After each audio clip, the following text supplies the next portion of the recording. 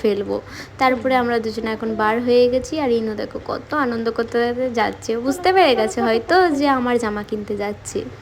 ঈদের মার্কেটিং বলতে আমার এখনও কিচ্ছু কেনা হয়নি, হ্যাঁ, আর ইনুরও হয়নি। ইনু আজকেই প্রথমবার যাচ্ছি ও কেনাকাটা করতে। আর আজকে হলো 21 নম্বর রোজা চলছে। আজকে ইনু যেই ড্রেসটা পরেছে এই ড্রেসটাও একদম নতুন, ওই ড্রেসগুলো একদম পরেই আছে, পরানো হচ্ছে না, তো আজকেই পরিয়ে দিলাম একটা। এখন থেকেই ওর নতুন জামা পরা স্টার্ট হয়ে গেছে, দেখতে পাচ্ছ, বাচ্চাদের এরকমটাই হয়, তাই না? আর এই যে দেখো আমার বাড়ির সামনেই বললাম না মার্কেট, একদম 2 মিনিটও হাঁটতে হবে না। এই ঘরের গলি থেকে বার হলেই দোকান পাশা সব শুরু হয়ে যায়। তো আমরা এখন জামা কাপড়ের দোকান চলে এসেছি, মানে ইনু যেখান থেকে জামা নেব, আরও কাস্টমার আছে বলে তারা এখন দেখছে, আমি আর ইনু এখন একটু বসে আছি। চলো এবার ইনুর জামা কাপড় দেখাবে, দেখা যাক ওর কী জামা নেওয়া যাক। এই যে খুলছে ড্রেসগুলো, চলো একটা একটা দেখতে থাকি।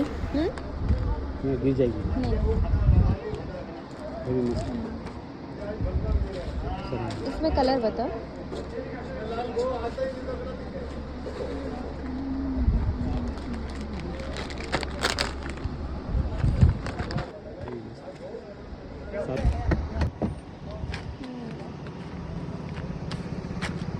बताएगा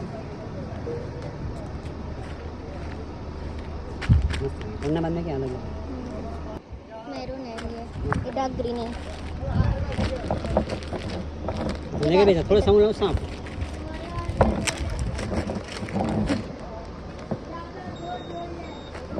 क्या कितना बात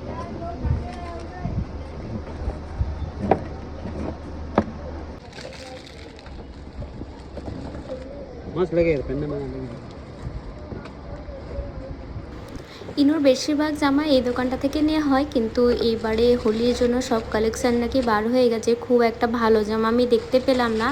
আর এই টাইপের হেভি জামাগুলো অনেক আছে ইনুর, ওই জন্য নিলাম না। আর দু একটা নিয়েছি, ওগুলো তোমাদের সাথে পরে একটা কোনো ব্লগে শেয়ার করব কী কী কেনাকাটা করলাম। তারপরে আমার জন্য আমি দেখতে এসেছিলাম, কিন্তু এখানে যত রকমের ড্রেস পরে আছে সব কিন্তু ওই 3 পিসের মধ্যে, মানে নিচে প্লাজো সারারা, হ্যাঁ উপরে টপ আছে।